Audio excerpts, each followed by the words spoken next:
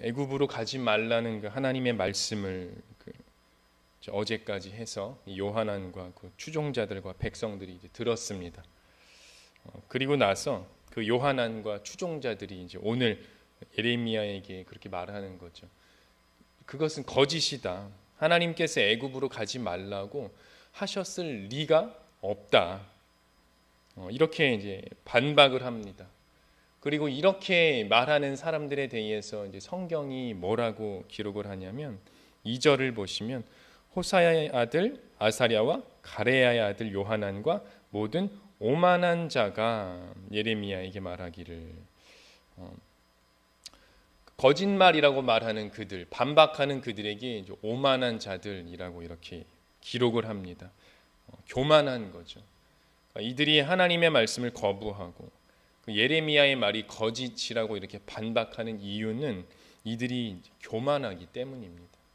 그리고 교만한 이 사람들은 결국 하나님의 말씀에 순종하지 않게 됩니다. 4절 하반절 여호와의 목소리를 순종하지 아니하고, 또 7절 하반절 여호와의 목소리를 순종하지 아니함이로라. 불순종하게 되죠. 하나님께서 가지 말라고 하시는 그 애굽으로 이제 들어가게 됩니다. 이 사람들의 교만함이 불순종으로 이어진 거죠. 교만함은 불순종하는 것으로 나타났습니다. 그리고 우리가 앞에서 이제 계속 살펴본 것처럼 요하난과 그 추종자들은 또 이미 원하는 바가 자기에게 있었습니다. 그럼에도 마치 순종할 것처럼 하나님의 말씀을 이제 구했죠. 그러나 자신들의 원하는 바와 하나님의 말씀이 맞지가 않을 때 이들은 이제 거부했습니다. 그것이 또한 교만함입니다. 사람이 하나님 앞에서 교만하다는 것은 불순종하는 것, 그러니까 듣지 않는 것으로 나타나고, 그리고 자기의 생각을 바꿀 마음이 없으면서 마치 하나님의 말씀을 구하는 것, 이것이 또한 교만한 것입니다. 교만과 불순종은 당연히 하나님의 뜻을 이루지 못하겠죠. 여러분, 요하난과 이 요하난은 왕족이거든요. 왕족이라면 다윗의 자손이라는 말입니다. 아무리 다윗의 자손일지라도 하나님 앞에서 교만하고 불순종하면 그는 하나님의 뜻을 이루지 못합니다. 그가 아무리 언약의 자손일지라 하더라도 그가 교만하고 불순종하면 그는 그냥 애굽 땅에 들어가서 다시는 돌아오지 못하는 그런 존재가 되는 겁니다. 요하난과 추종자들과 그들이 강제로 끌고 간 나머지 백성들은 훗날 이스라엘 땅으로 돌아오지 못하잖아요. 어떤 사람의 배경이 아주 든든하고 그리고 또 그 사람의 능력이나 그 지위가 꽤 높아 보여도 그런 것은 하나님 앞에서는 아무 의미가 없습니다. 순종하는 자, 하나님 앞에서 듣는 자, 겸손한 자가 크신 하나님의 뜻을 이루는 겁니다. 자기 생각이 있어도 그것을 고집하지 않고, 또 하나님이 아니라고 하시면 그대로 자기 생각을 바꿀 수 있는 사람, 그런 사람이 겸손한 사람이고 순종하는 사람입니다. 듣는 사람입니다. 요하난과 그 추종자들은 이제 결국 불순종을 하게 되었고, 그래서 이제 애굽으로 들어갔죠. 그때 하나님의 말씀이 이제 임하십니다. 7절과 8절입니다. 애굽 땅에 들어가 다바네스에 이르렀으니 그들이 여호와의 목소리를 순종하지 아니함이로라. 다바네스에서 여호와의 말씀이 예레미야에게 임하여 이르시되, 이 불순종한 요하난과 추종자들 그리고 그들에게 끌려간 유다 사람들에게 하나님의 말씀이 임하시는 겁니다. 이 메시지가 뭐냐면, 먼저 하나님께서 예레미야에게 행위 메시지를 한 가지 행하라고 하십니다. 예레미야야, 너는 유다 사람들이 보는 앞에서 큰 돌들을 가져다가 바로의 궁전 앞에 진흙 속에다가 숨겨라, 이렇게 말씀하시죠. 이 돌을 숨겨놓는 그 행위의 의미는 무엇입니까? 본문을 보면 애굽의 멸망과 연결이 됩니다. 즉 애굽에 대한 메시지를 하나님이 주시는 거죠. 불순종한 것은 요한안과 그 추종자들인데 왜 애굽에 대한 메시지를 주시는 걸까요? 왜 애굽이 멸망당할 것에 대한 메시지를 주시는 걸까요? 이유는 요한안과 추종자들이 애굽을 의지했기 때문입니다. 42장 14절에서 우리가 보았잖아요. 이들은 전쟁의 위험을 피하고 또 굶주림을 피하기 위해 애굽에 들어가기를 원했습니다. 바꿔 말하면 애굽의 안전함을 의지하고 싶었고 애굽의 풍요로움을 의지했다는 말이죠. 그래서 애굽을 심판하신다는 겁니다. 요한안과 추종자들이 애굽을 의지했기 때문에 애굽을 심판하겠다는 메시지를 주시는 거죠. 그렇다면 결국 하나님 앞에서 교만하다는 것은 하나님이 아닌 다른 대상을 의지하는 것도 역시 교만함입니다. 교만한 이 사람들은 불순종을 했고 자기의 생각을 바꿀 마음이 없으면서 하나님의 말씀을 구했고 그리고 애굽을 의지했습니다. 이제 이 사람들은 애굽이 무너지는 모습을 이제 앞으로 보게 되겠죠. 10절부터 13절이 그 말씀입니다. 그리고 너는 그들에게 말하기를 만군의 여호와 이스라엘의 하나님께서 이와 같이 말씀하시되 보라 내가 내 종 바벨론의 느부갓네살 왕을 불러오리니 그가 그의 왕좌를 내가 감추게 한 이 돌들 위에 놓고 또 그 화려한 큰 장막을 그 위에 치리라. 그가 와서 애굽 땅을 치고 죽일 자는 죽이고 사로잡을 자는 사로잡고 칼로 칠 자는 칼로 칠 것이라. 내가 애굽 신들의 신당들을 불지르리라. 느부갓네살이 그들을 불사르며 그들을 사로잡을 것이요 목자가 그의 몸에 옷을 두름같이 애굽 땅을 자기 몸에 두르고 평안히 그곳을 떠날 것이며 그가 또 애굽 땅 베세메스의 석상들을 깨뜨리고 애굽 신들의 신당들을 불사르리라 하셨다 할지니라 하시니라. 바벨론의 느부갓네살 왕이 와서 애굽을 점령하고 그 땅에다 자기 왕좌를 깔고 그리고 화려한 장막을 치게 될 것입니다. 그 다음에 애굽에는 전쟁이 임할 것이고 애굽의 신들은 불살라질 것이며 애굽의 우상들은 그 힘들은 이제 깨질 겁니다.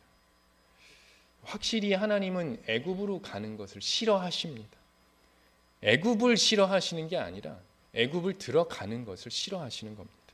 그리고 애굽으로 들어가서 거기에 머물러 살기를 고집하는 그 사람들을 싫어하시는 겁니다. 하나님을 의지하지 않고 애굽을 의지하는 것이기 때문입니다. 42장 17절에서 말씀하셨잖아요.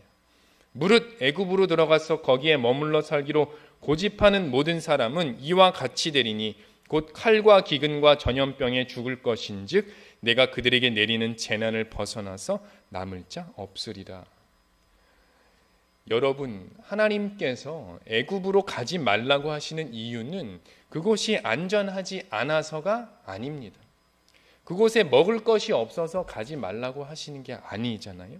애굽은 강하고 풍성한 나라가 맞죠.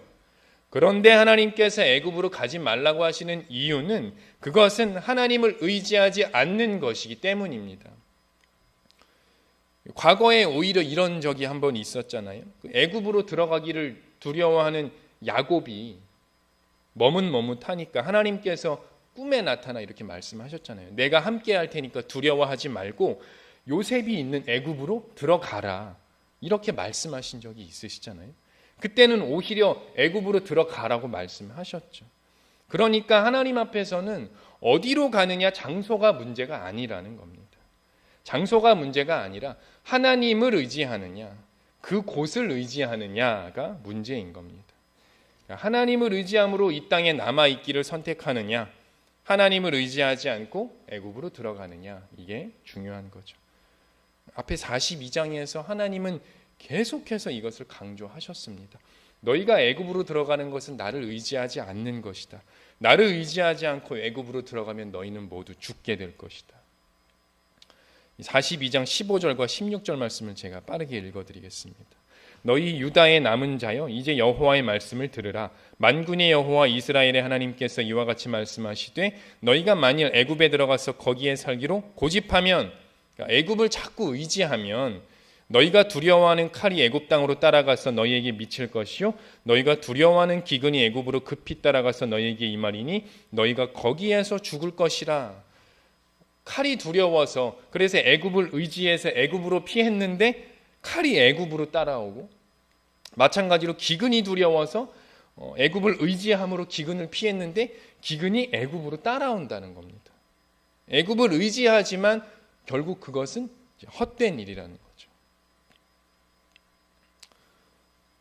여러분 그런 경험이 있으실지 모르겠습니다. 또 저도 이제 그런 경험이 있죠. 우리가 의지했던 것들이 하나둘 사라져가고 사람들이 그럴 리가 없다고 말했는데, 그리고 나도 정말 탄탄하고 의심이 없어서 그것을 붙잡았는데 하나님 앞에서 그것이 아주 형편없이 무너지거나 고통스럽게 빼앗기는 그런 경험을 하신 적이 있으실 수도 있을 겁니다.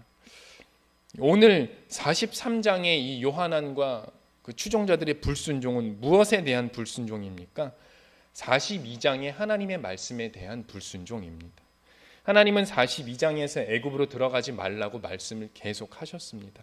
재차 말씀드리지만 애굽으로 들어가지 말라는 것은 애굽을 의지하지 말라는 말씀이고 동시에 하나님을 의지하라는 말씀이신 거죠.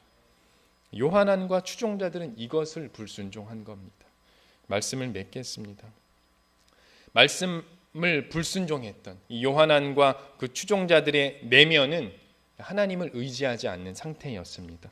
그리고 성경은 그들의 그런 상태를 가리켜서 교만한 자들이라고 하였습니다. 교만은 다른 것을 의지하고 하나님을 의지하지 않는 것이고, 교만은 자기 생각을 버릴 것도 아니면서 하나님의 말씀을 구하는 것이고, 교만은 불순종하는 것입니다. 그리고 여기에서 하나님께서 가장 많이 말씀하시는 것은 바로 첫 번째, 다른 것을 의지하고 하나님을 의지하지 않는 것을 가장 많이 지적하셨습니다. 요한안과 그 추종자들이 보기에 버려진 남유다 땅은 지금 위험했습니다. 전쟁의 위험이 남아있고 바벨론의 위험이 남아있고 굶주림의 위험이 여전히 남아있었습니다. 하지만 하나님은 말씀하셨잖아요. 너희가 이 땅에 눌러 앉아 산다면 내가 너희를 세우고 헐지 아니하며 너희를 심고 뽑지 아니하리니 이는 내가 너희에게 내린 재난에 대하여 뜻을 돌이킴이라 여호와의 말씀이니라. 너희는 너희가 두려워하는 바벨론의 왕을 겁내지 말라. 내가 너희와 함께 있어 너희를 구원하며 그의 손에서 너희를 건지리니 두려워하지 말라. 내가 너희와 함께 있어서 구원할 테니 이 땅의 형편을 보지 말고 바벨론 왕을 두려워하지 말고 여기에 눌러 앉아 살아도 괜찮다고 분명히 말씀하십니다. 하나님께서 지키시니까요. 때로 우리가 보기에 위험이 남아있고 여기 남아있다가는 진짜 내가 굶주리게 될 것이 뻔하다. 이거 나만 바보꼴 되겠구나. 그런 판단이 우리가 정확하게 들 때가 있을 겁니다. 그럴 때는 다른 곳으로 이동하는 것도 지혜로운 것이겠죠. 하지만 안전하고 풍요로운 곳을 의지하는 마음으로 떠나간다면 그것은 위험한 선택일 수 있습니다. 아무리 안전하고 풍요로운 곳일지라도 내가 그곳으로 가고자 할 때에 내가 온전히 하나님만을 의지하고 있는가, 아니면 안전하고 풍요로울 것을 의지하면서 기대하면서 가는가, 이것을 점검해야 합니다. 하나님은 다른 것을 의지하고 하나님을 의지하지 않는 요한안과 추종자들과 그리고 그들에게 끌려갔던 백성들을 결국은 심판하셨습니다. 그들은 약속의 땅으로 돌아오지 못했습니다. 오늘 우리는 어떤 상황에서도 다시 한번 하나님을 의지할 것을 결심하기를 바랍니다.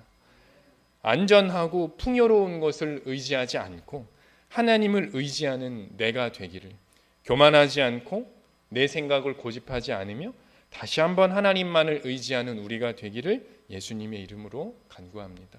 기도하겠습니다. 하나님, 우리 마음을 솔직하게 들여다보는 것이 때로는 어렵습니다. 스스로 속이기도 하고 합리화하기도 하기 때문입니다. 저희들이 하나님을 의지하지 않고 다른 것을 의지하려고 할 때에는 막아주시옵소서. 안전하고 풍요로운 곳을 의지하려 할 때는 주의 지팡이와 막대기로 때려서라도 막아서라도 그곳을 의지하며 나아가지 않도록 저희들을 인도하여 주시옵소서. 정말 바라는 것은 저희들이 항상 겸손하여서 저희 생각을 고집하지 않고 저희가 보기에 안전하지 않고 풍요롭지 않아도 하나님을 의지하며 모든 상황을 다스리며 하나님께 나아가기를 원합니다. 두려운 마음이 들 때마다 하나님만을 의지하오니 말씀하여 주시고 힘도 주시옵소서. 하나님만을 의지합니다. 불쌍히 여겨 주시옵소서. 예수님의 이름으로 기도드립니다.